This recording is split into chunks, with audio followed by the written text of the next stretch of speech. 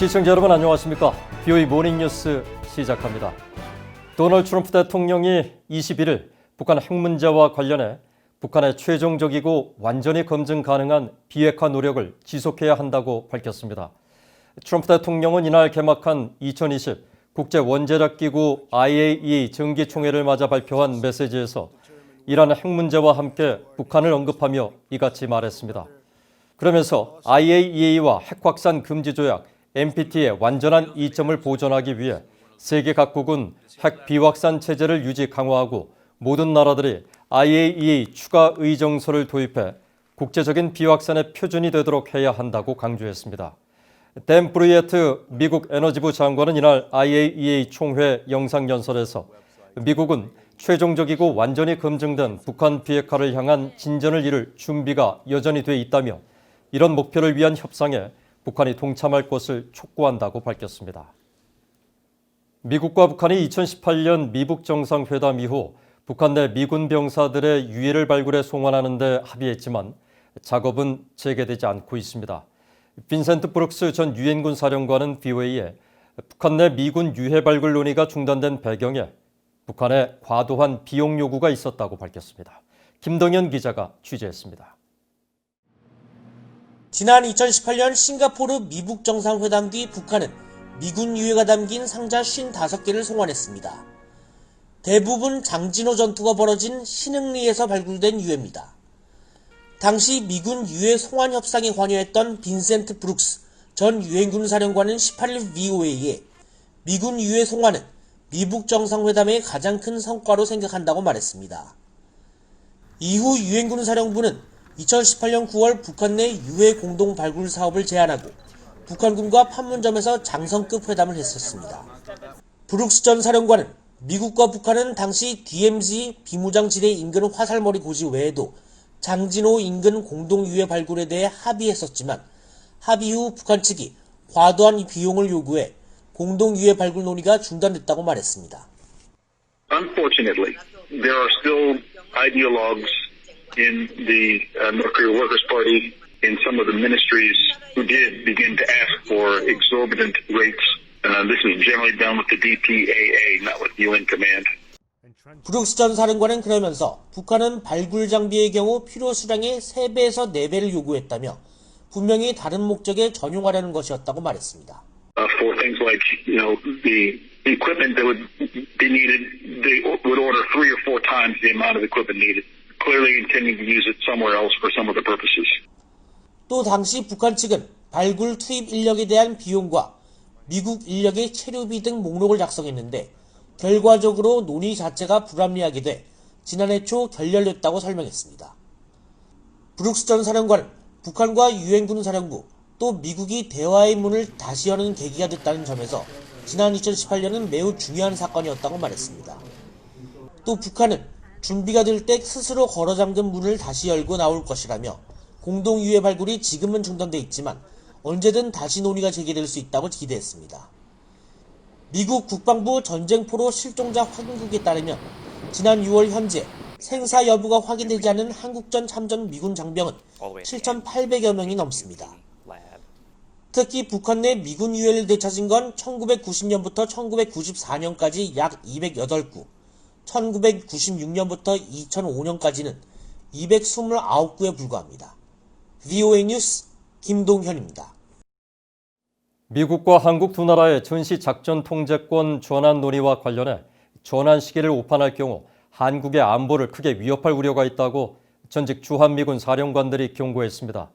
한국군의 작전 수행 능력뿐 아니라 한국 전역을 타격할 수 있는 북한의 핵무기 능력을 고려해야 한다며 북한의 완전한 비핵화 때까지 전작권 이양 논의를 영구적으로 중단해야 한다는 지적도 나왔습니다. 김시영 기자입니다. 2006년부터 2008년까지 한국에서 근무했던 버웰벨 전 주한미군 사령관은 전시작전 통제권을 한국군에 넘기기 위해서는 북한이 완전히 비핵화돼 더 이상 핵무기를 갖지 않게 되는 것이 가장 우선적이며 중요한 조건이라고 밝혔습니다. 자신이 재직하던 시절과 지금은 한반도 안보 환경은 급격하게 달라졌다면서 도발적이고 핵무기로 무장한 북한에 맞서 한국에 해구산을 제공하고 있는 미국이 전쟁을 주도할 권한을 유지하는 것이 100% 필요하다는 것입니다.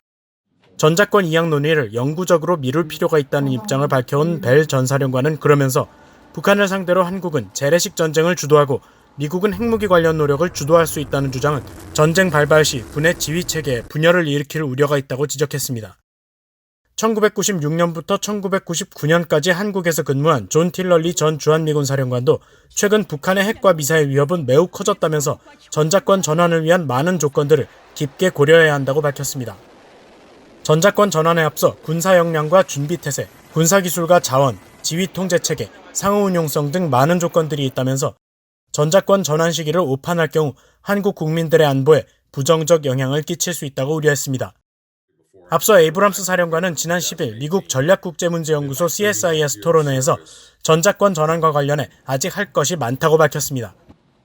특히 미래연합사 능력 검증 3단계가 마치 전작권 전환 조건의 전부로 잘못 알려져 있다면서 그 3단계는 한국군이 갖춰야 할 핵심 군사 능력 중 극히 일부분일 뿐이라고 지적한 바 있습니다. So there's a whole list of things associated with that. There's 26 specific critical military capabilities in Condition 1 alone. 2011년부터 2013년까지 한국에서 복무한 제임스 서먼 전 주한미군 사령관은 주한미군이 한반도에서 전쟁을 억제하고 자유의 가치를 지키는 임무를 비롯해 영내 평화와 안정에 중추적 역할을 한다는 점을 강조했습니다.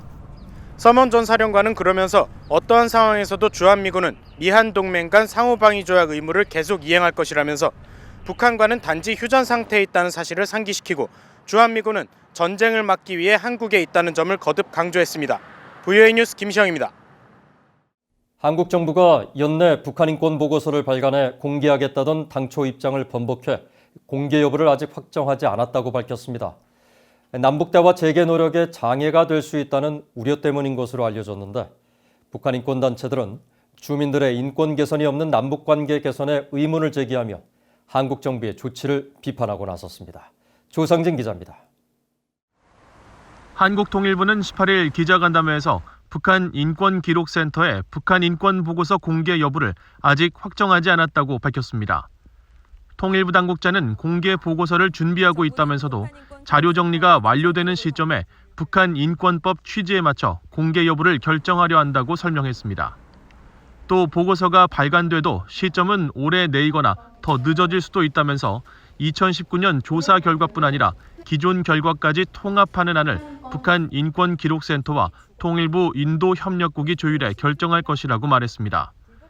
앞서 통일부는 지난 17일 올해 정책 수립 참고용 비공개 보고서와 공신력을 갖춘 대외 공개용 보고서 발간을 위해 준비하고 있다고 밝혔는데 기존 입장을 사실상 번복한 것입니다. 이에 대해 한국 정부 소식통은 21일 VOA에 북한 인권기록센터가 공개 보고서 발간을 준비해왔지만 이인영 한국통일부 장관 취임과 함께 남북 교류 재개에 공을 들이는 분위기가 강해지면서 공개 보고서 발간에 신중해졌다고 전했습니다. 한국 정부 산하 국책연구기관인 통일연구원 조한범 박사는 북한 인권 문제에 대한 현 정부의 부담으로 분석했습니다.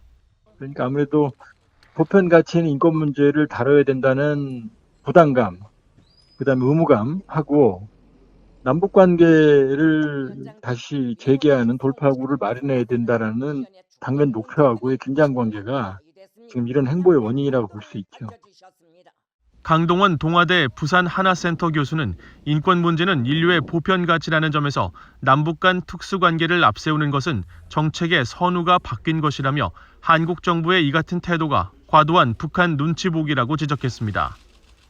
북한에 대해서 실질적으로 눈치를 보고 있기 때문에 북한의 인권 문제를 지속적으로 거론하는 것 자체가 북한 정권이 이야기하는 우리 민족끼리나 여기에 이제 맞지 않는 거잖아요.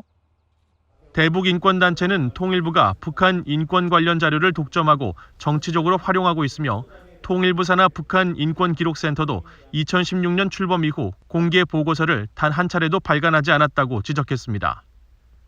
대한민국 정부의 정책으로 북한 인권 개선이 된다고 생각하는 사람이 전 세계에 얼마나 있겠습니까? 대한민국 정부는 북한 인권 정책을 쓰지 않는 것으로 돼 있는 나라인데 그거는 논리적으로 도저히 성립이 되지 않는 것이고요. 전문가들은 정부의 정보 독점의 폐해를 막기 위해서는 전문성과 독립성을 갖춘 민간기관의 조사 참여가 필요하다며 한국 정부가 정보기관에 대한 조력자로 민간단체들을 적극 활용하는 방향으로 북한 인권 문제를 해결해 나가야 한다고 강조했습니다. BOA 뉴스 조상진입니다. 북한 정권이 국제사회의 대북 제재 기간 중에도 미국의 대형 은행들을 이용해 자금 세탁에 나선 것으로 추정된다고 미국 MBC 방송이 보도했습니다. 국제탐사보도 언론인협회가 88개국 110개 언론기관과 함께 인터넷 매체 버즈피드가 입수한 미국 재무부 금융범죄 단속 네트워크의 의심거래 보고 자료를 분석한 결과 북한은 대북 제재에도 JP모건과 뉴욕 멜론은행 등 미국 은행을 이용해 1억 7,480만 달러 이상을 돈 세탁한 것으로 추정된다고 자료 분석에 참여한 MBC 방송이 21일 보도했습니다. 재무부 자료를 보면 중국 단둥 홍샹 실업발전과 이 회사 대표 마샤오응은 위장 기업을 이용해 중국과 싱가포르, 캄보디아, 미국 등을 거쳐 수천만 달러를 북한에 송금했습니다. 미국 법무부는 이와 관련해 대량 살상 무기 제조 관련 제재 대상 북한 기업과의 금융거래 혐의로 이 업체를 기소했습니다. 도널드 트럼프 대통령과 스가 요시히데 신임 일본 총리가 20일 전화회담을 갖고 미일 동맹과 북한 문제에 대한 공조를 강화하기로 합의했습니다. 스가 요시히데 일본 총리는 20일 트럼프 대통령과 전화회담 직후 총리 관저에서 기자들을 만나 트럼프 대통령은 미일 동맹을 더욱 발전시켜 나가자고 했으며 자신은 미일 동맹은 영내 평화와 안정의 기반이란 점을 강조했다고 말했다고 로이터 통신 등 언론들이 전했습니다. 스가 총리는 이어 트럼프 대통령이 무슨 일이 생기면 24시간 언제라도 전화해달라고 말했다고 덧붙이면서 미일 간 변함없는 우호를 강조한 것으로 알려졌습니다.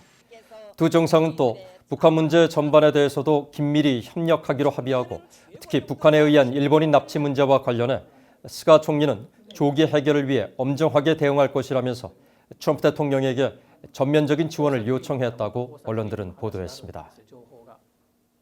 이상으로 BOA 모닝뉴스를 마칩니다. 시청해주신 여러분 고맙습니다.